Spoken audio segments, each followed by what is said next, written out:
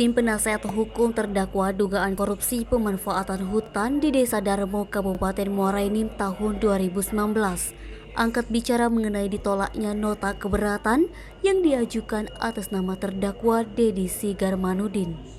Sebagai penasehat hukum, Bagus Joko SH didampingi Alkomar SH dikonfirmasi Jumat 13 Januari 2023, tegas mengatakan akan tetap mengawal kliennya meski eksepsi yang diajukannya ditolak Majelis Hakim Tipikor Palembang.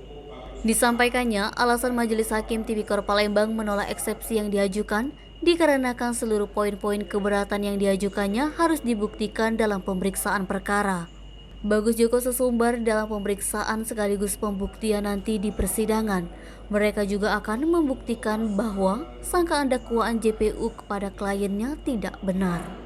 Dia menerangkan dalam perkara ini jelas pemanfaatan hutan yang menjadi pokok perkara ini adalah tanah adat, bukan tanah milik pemerintah apalagi pemerintah Desa Darmo, sebagaimana dakwaan penuntut umum Kejari Muara Enim.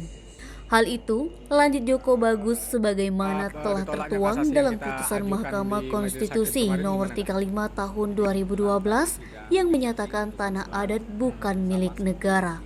Lebih lanjut diterangkan Bagus Joko, seharusnya penegak hukum dalam perkara ini bisa membedakan mana lahan adat dan mana lahan desa, yang mana pada tahun 2019 telah terjadi kesepakatan pemanfaatan lahan antara PT Manambang Muara Enim dengan tim 11 yang merupakan tim tersebut di luar dari struktur pemerintah Desa Darmo Kabupaten Muara Enim.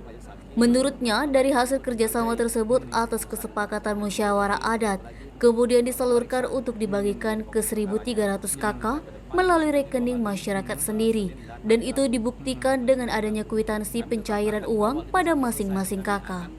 Alkomar SH menambahkan, selain melakukan upaya pendampingan hukum setiap persidangan, juga akan menghadirkan dua ahli yakni ahli tata negara dan ahli hukum adat di persidangan. Untuk diketahui, terdakwa Dedi Sigarmanudin didakwa oleh JPU Kejari Muara Enim melakukan tindak pidana korupsi pemanfaatan hutan di Desa Darmo bersama dua terdakwa lainnya, Mariana 31 tahun, PLH Kades Darmo tahun 2019, Safarudin 70 tahun, Ketua Badan Permusyawaratan Desa Darmo. Fadli, Sumek.co melaporkan.